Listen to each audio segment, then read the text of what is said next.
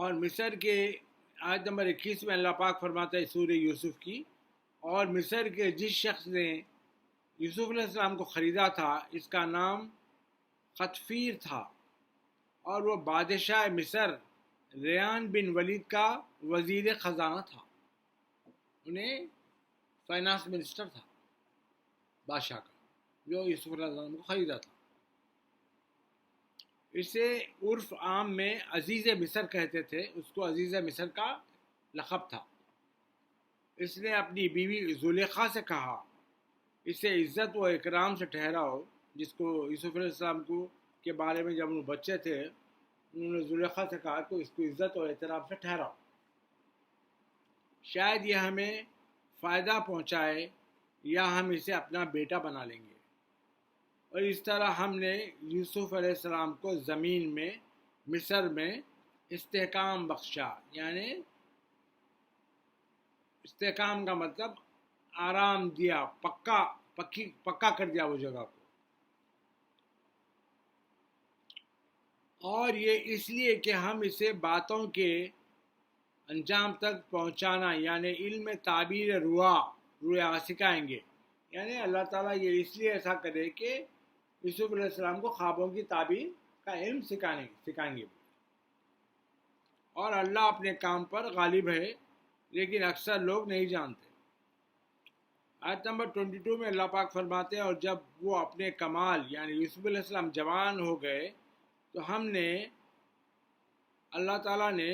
نبوت کا اور علم تعبیر عطا فرما دی، یعنی یوسف علیہ السلام جیسا بڑے ہوئے اللہ تعالیٰ نے یوسف علیہ السلام کو نبوت بھی عطا کر دی اور خوابوں کی تعبیر کا علم بھی عطا کر دیا۔ اور اسی طرح ہم نیکوکاروں کو صلہ بخشتے تھے۔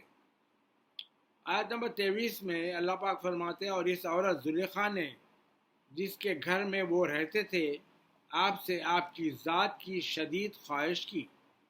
یعنی یوسف علیہ السلام پہ نیت خراب کری، اور اس نے دروازے بند کر دیے اور کہنے لگی جلدی آ جاؤ، میں تم سے کہتی ہوں۔ یوسف علیہ السلام نے کہا اللہ کی پناہ، بے شک وہ جو تمہارا شوہر ہے میرا مربی ہے، میرا مالک ہے، وہ اس نے مجھے بڑی عزت سے رکھا ہوا ہے، بے شک ظالم لوگ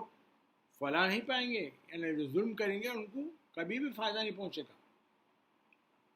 آیت نمبر 24 میں اللہ پاک فرماتے ہیں یوسف علیہ السلام نے انکار کر دیا،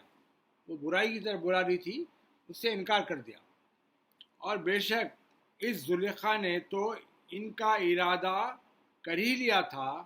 شاید وہ بھی اس کا قصد کر لیتے اگر انہوں نے اپنے رب کی روشن دلیل کو نہ دیکھا ہوتا۔ شاید یوسف علیہ السلام بھی وہ غلط کام کر لیتے، لیکن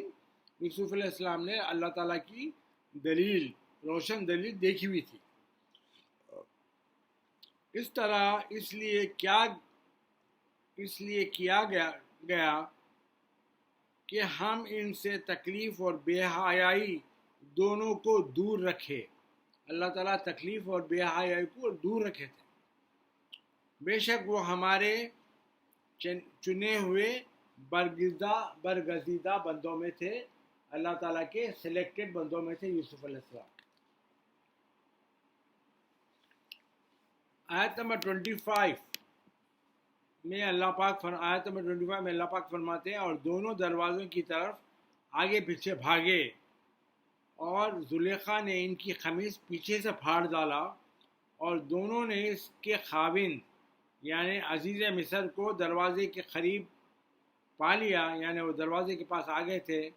فوراً بول اٹھی کہ زلیخا جھوٹ بولی کہ اس شخص کی سزا جو تمہاری بیوی کے ساتھ برائی کا ارادہ کرے اور کیا ہو سکتی ہے،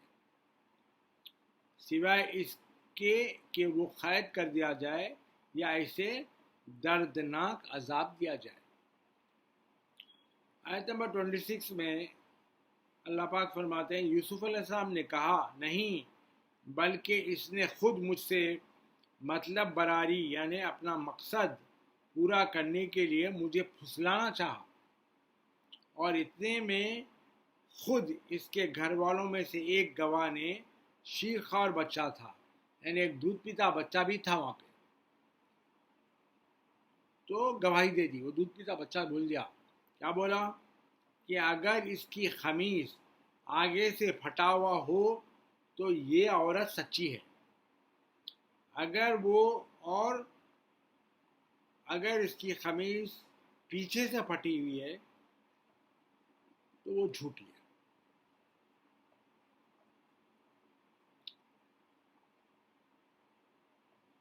آیت نمبر 27 میں اللہ پاک فرماتے ہیں اگر اس کا قمیص پیچھے سے پھٹنا ہوا ہے تو یہ جھوٹی ہے اور سچوں میں سے، اور وہ سچوں میں سے. یعنی پہلے کی آیت میں یہ تھا کہ اگر اس کی قمیص پیچھے سے پھٹی ہوئی ہے، سامنے سے پھٹی ہوئی ہے، تو زلیخا سچی ہے، یوسف علیہ السلام جھوٹے ہیں. اگر یوسف علیہ السلام کی قمیص پیچھے سے پھٹی ہوئی ہے تو یوسف علیہ السلام سچے ہے اور زلیخا جھوٹی ہے. آیت نمبر 28 میں اللہ پاک فرماتے ہیں پھر جب عزیز مصر نے ان کا قمیص دیکھا کہ وہ تو پیچھے سے پھٹا ہوا ہے